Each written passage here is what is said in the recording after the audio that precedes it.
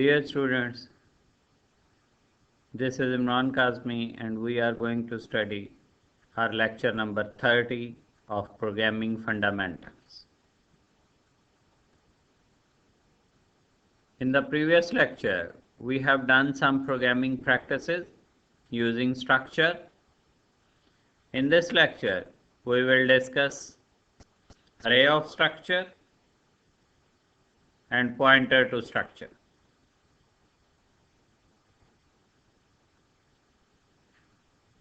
Let us consider we have a structure as struct student, character name, array आपने लिया 20 size का, roll number of type int, remarks of type character and marks of type float. And if we want to keep record of 100 students, we have to make 100 structure variables like S1, S2, S3, S4 up to so on up to S100. तो इसका मतलब ये हुआ कि अगर हम 2 student के लिए करते हैं या 1 स्टूडेंट के लिए तो फिर तो हम उसे S1, S2 या S3 कर सकते हैं, लेकिन अगर हम उसे 100 स्टूडेंट्स के लिए करना चाहें तो क्या हम 100 वेरिएबल्स डिक्लेयर करेंगे, जैसे हमने यहाँ पे S1, S2, S3 up to S100 जो है वो वेरिएबल डिक्लेयर किए। तो ये सिचुएशन जो है ये कोई ठीक नहीं है कि हम उसे इस तरीके से जो है वो वेरिएबल डिक्लेयर करें। वी मस्ट फाइंड सम वे कि हम वेरिएबल इस तरह से डिक्लेयर करने से बच जाएं कि अगर हम 100 वेरिएबल्स हम डिक्लेयर करें। In this situation, we can use array of structure to store the record of 100 students, which is easier and efficient to handle. So rather than declaring in this way, S1, S2, S3, up to so on, up to 100, rather than declaring 100 variables, we will declare an array of 100 students. That would be easy and efficient method to handle large number of students, and we can use loop for this purpose. We have 2 ways to declare an array of structures. Similarly, यहाँ पे अगर हम closing नहीं करते तो closing के साथ ही हम st ऑफ 100 जो है वो कर देते हैं अरे। तो इसका मतलब ये हुआ कि हमने इस स्टूडेंट स्ट्रक्चर का 100 वेरिएबल्स डिक्लेयर किए या उसका 100 का अरे डिक्लेयर किया। और सिमिलरली अगर हम इसको क्लोज कर देते हैं तो फिर हमें जो है वो स्टूडेंट जो स्ट्रक्चर हमने डिक्लेयर की है और फिर आगे उसका बताना पड़ेगा कि कितने का अरे है।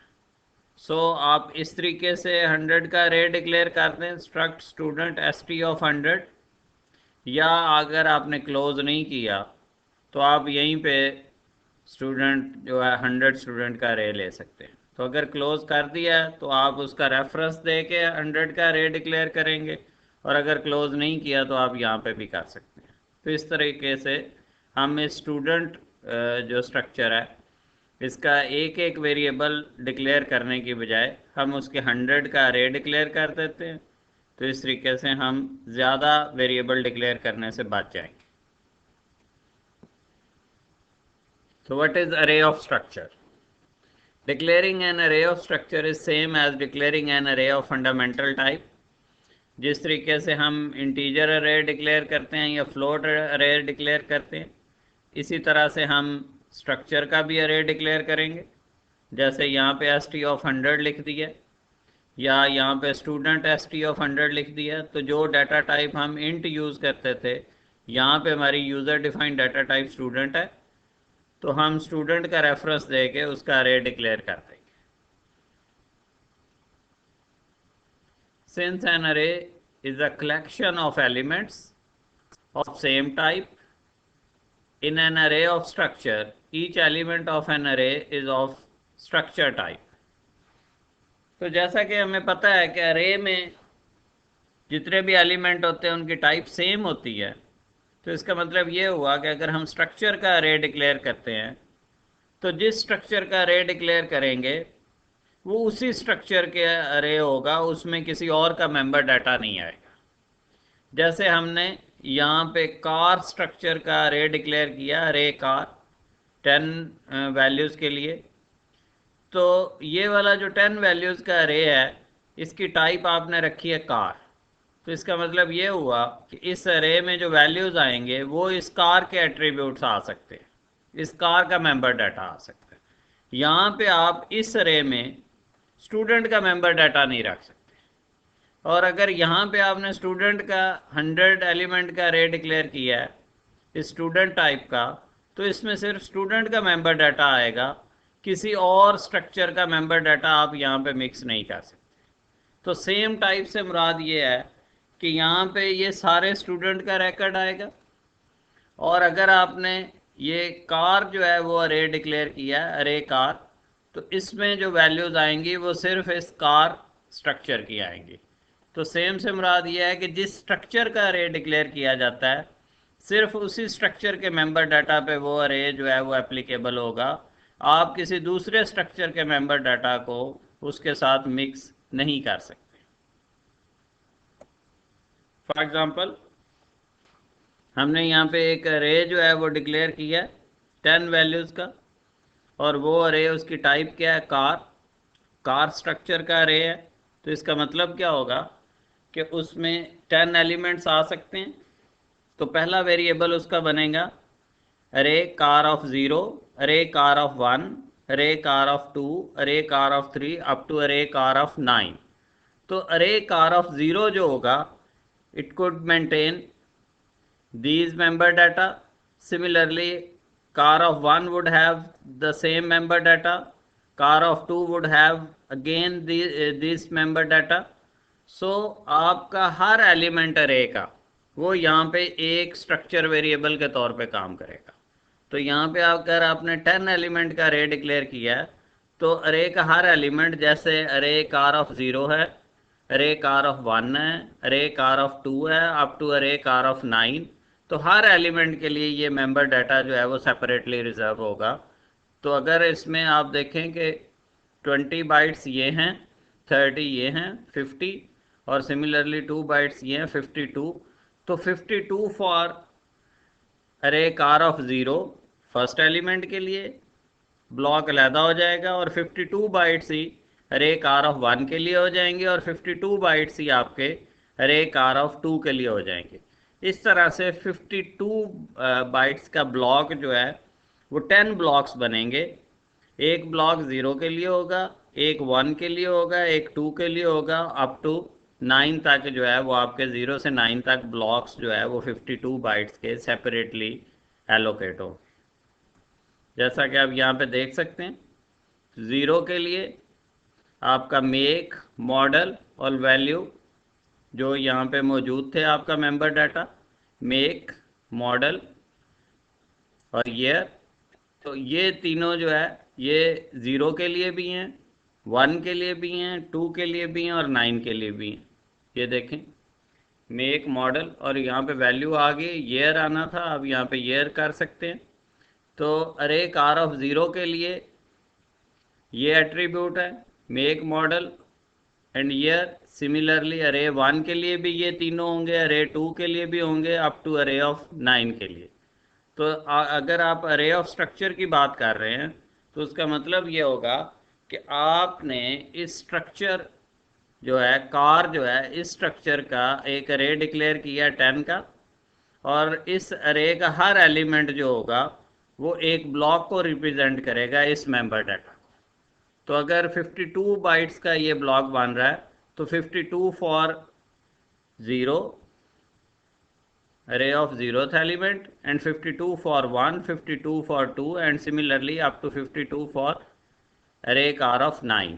तो ये जो मेंबर डाटा होगा ये अरे कार ऑफ 0 के लिए भी होगा, अरे कार ऑफ 1 के लिए भी होगा, अरे कार ऑफ 2 के लिए भी होगा, अप टू अरे कार ऑफ 9 के लिए। तो ये देखें कि आप अरे कार ऑफ 0 के लिए भी ये तीन आपके पास जो है वो मेंबर डाटा है, अरे कार ऑफ 1 के लिए भी यही मेंबर डाटा है, आगे इनकी वैल्यूज़ जो है वो आप अपनी मर्ज़ी से सेट जो है वो कर सकते हैं। तो यहाँ पे वैल्यू नहीं आएगी, ईयर आएगा, जैसे यहाँ पे ईयर है, या फिर आप यहाँ पे जो है वो करेक्शन कर लें, इंट ईयर की जगह पे इंट वैल्यू कर लें।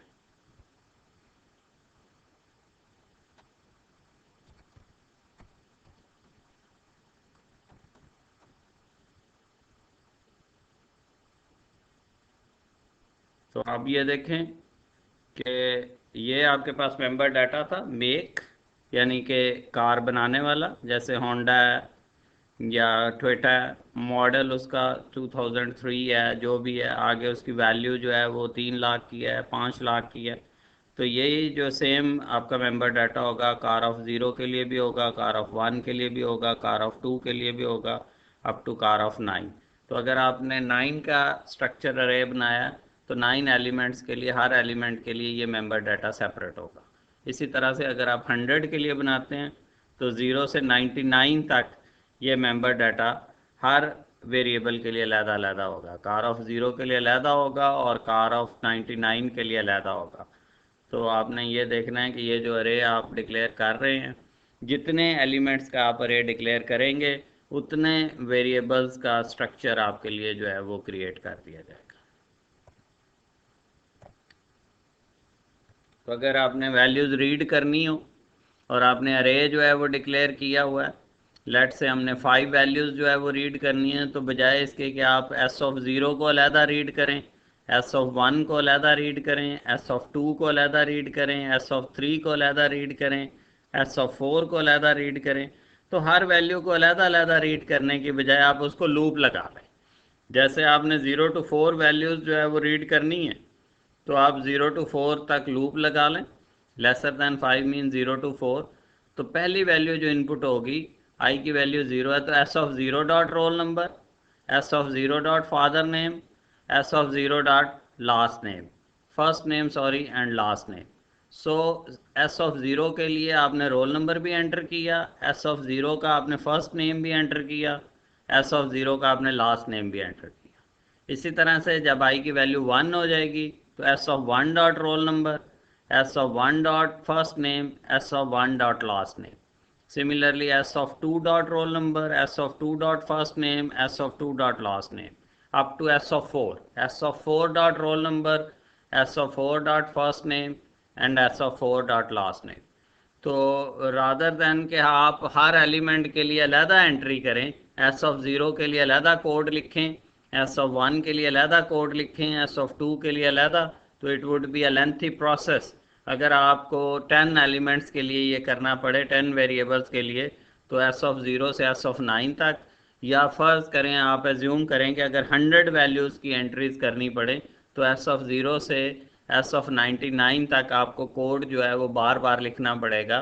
तो rather than writing the same code again and again, आप अरे का जो है एंट्रीज, स्ट्रक्चर अरे की एंट्रीज लूप में करें। तो लूप में आप जो है वो एस ऑफ ज़ीरो की बजाय आप एस ऑफ आई यूज़ कर लें। तो जितने भी आप अगर 5 एलिमेंट्स के लिए करना चाह रहे हैं तो 0 to 4 कर लें, और अगर आपके पास जो है वो 10 है, जैसा कि यहाँ पे हमारे पास 0 to 99 था, 0 to 9 था सॉरी, तो इसके लिए आप जो लूप लगाएंगे वो 0 to 9 आप कर देंगे। तो बजाय इसके कि हर एंट्रीज इनपुट करने के लिए आप अलहदा अलहदा जो है वो कोड लिखें, आप लूप लगा के स्ट्रक्चर मेंबर डाटा को इनपुट कर सकते हैं, डिस्प्ले भी कर सकते हैं। सिमिलरली अगर आपने सॉर्टिंग का प्रोसीजर करना है, ऑलरेडी आपने बबल सॉर्ट किया हुआ है, तो आप उसी तरीके से आप नेस्टेड लूप यूज़ करें। ये आउटर लूप है आपकी और ये इनर लूप है।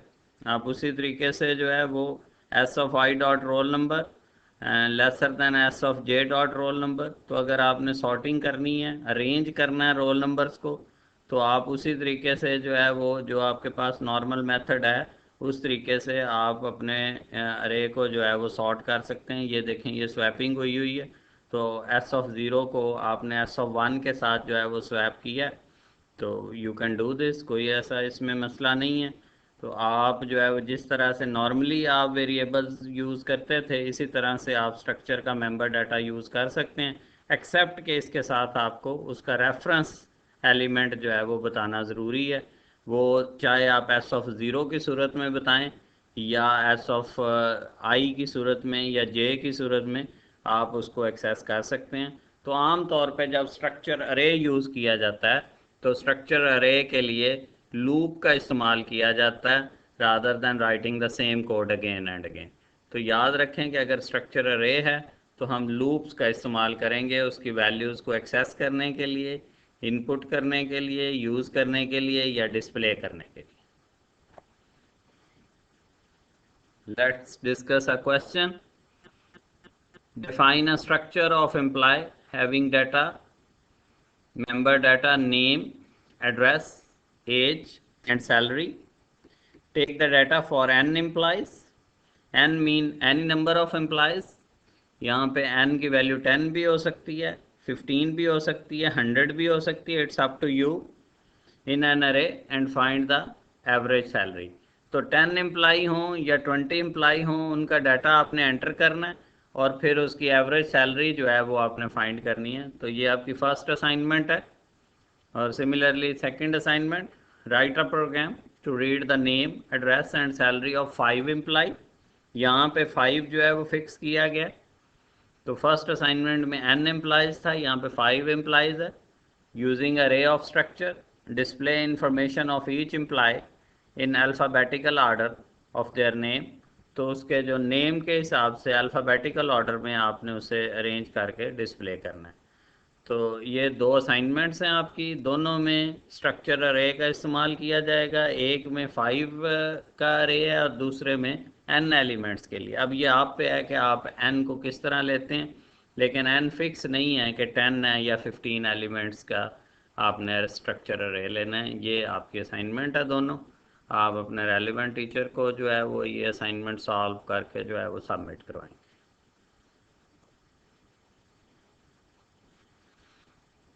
Let's start the next topic, pointer to structure. A structure type pointer variable can be declared as struct book, book का member data, name, pages and price। और यहाँ पे बुक का जो है वो पॉइंटर डिक्लेयर किया, सिंपल वेरिएबल डिक्लेयर नहीं किया, पॉइंटर। ये पॉइंटर का कहाँ से पता चलता है? ये जो स्टैरिक लगा हुआ है that is an indication that this is not a simple variable, rather this is a pointer variable of type book. However, this declaration for pointer to structure does not allocate any memory for the structure but allocate only for a pointer, so that to access the structure's member through pointer bptr। तो ये बात आपको यहाँ पे clear कर दी जाए कि जब पॉइंटर आपने डिक्लेयर किया है तो इसका हरगिज़ मतलब ये नहीं है कि इसके लिए मेमोरी रिजर्व हो गई है, बल्कि इसका मतलब ये है कि इसके जो बाइट्स होंगे उनका आपने एक पॉइंटर डिक्लेयर कर दिया। तो मेमोरी एलोकेशन के लिए एम एलोकेट का फंक्शन यूज़ करेंगे आप जब भी आपने इसके लिए मेमोरी एलोकेट करनी होगी।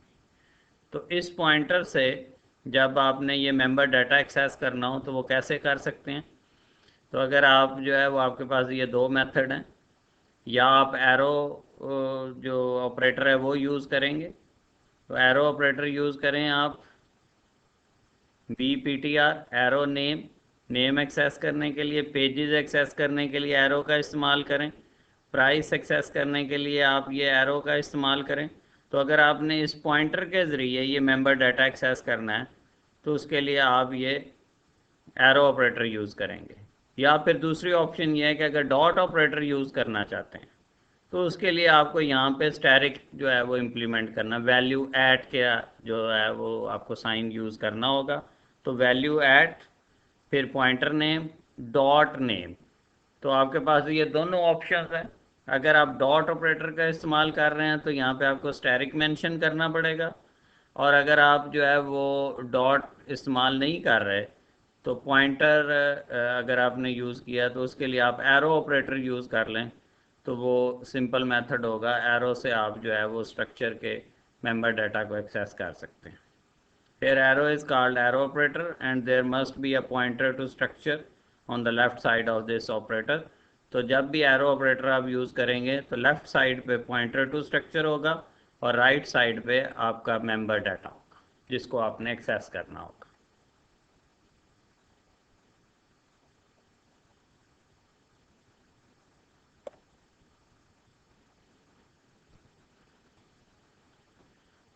The address of a structure type variable can be stored in structure type pointer variable as. अगर आपने इसका एड्रेस स्टोर करवाना हो, जैसा कि आपको पता है कि पॉइंटर टाइप वेरिएबल जो है that is always use to store the address of the variable, तो अगर आपने स्ट्रक्चर वेरिएबल का एड्रेस स्टोर करवाना है तो आप इसी तरीके से इसका पॉइंटर डिक्लेयर करेंगे। जैसे इस बुक का एक वेरिएबल है बी सिंपल वेरिएबल है इस बुक स्ट्रक्चर का, और ये जो है ये इसका पॉइंटर वेरिएबल है।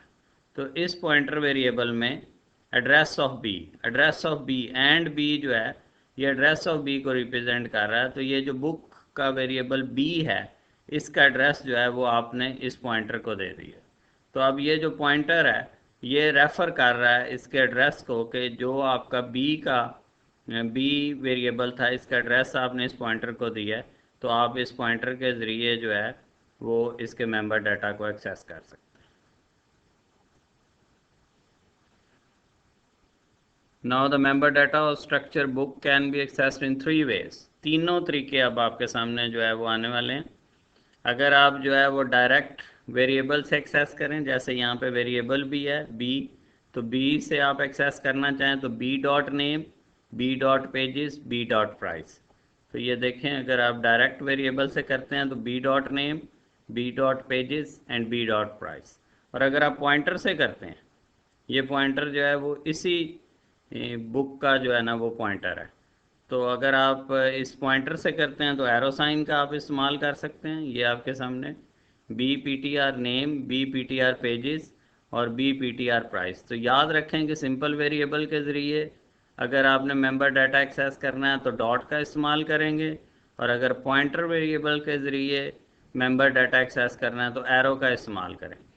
और अगर आप जो है वो डॉट का इस्तेमाल भी करना चाहते हैं और पॉइंटर का भी इस्तेमाल करना चाहते हैं तो उसके लिए फिर आपको यहाँ पे स्टैरिक लगाना पड़ेगा। तो आप स्टैरिक के ज़रिए जो है वो स्टैरिक पॉइंटर के साथ स्टैरिक मेंशन करेंगे वैल्यू ऐट, फिर आप डॉट जो है वो यूज़ कर सकते हैं। तो ये तीनों मेथड्स हैं। तीनों मेथड्स के ज़रिए ये मेंबर डाटा जो है वो एक्सेस किया जा सकता है। सिंपल बी के ज़रिए करना है तो B dot name, B dot pages और बी डॉट प्राइस, और पॉइंटर के ज़रिए करना है तो एरो साइन का इस्तेमाल करें।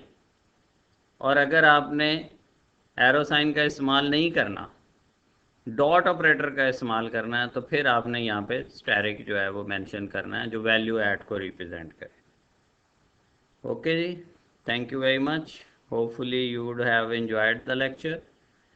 तो इंशाल्लाह नेक्स्ट क्लास में इसको फर्दर जो है वो डिटेल में डिस्कस करेंगे। आप इसकी असाइनमेंट्स जो है वो करके ये दोनों असाइनमेंट्स जो है वो अपने रेलिवेंट टीचर को जो है वो सबमिट करवाएं, तो इसी के बिहाफ पे आपकी असेसमेंट होगी।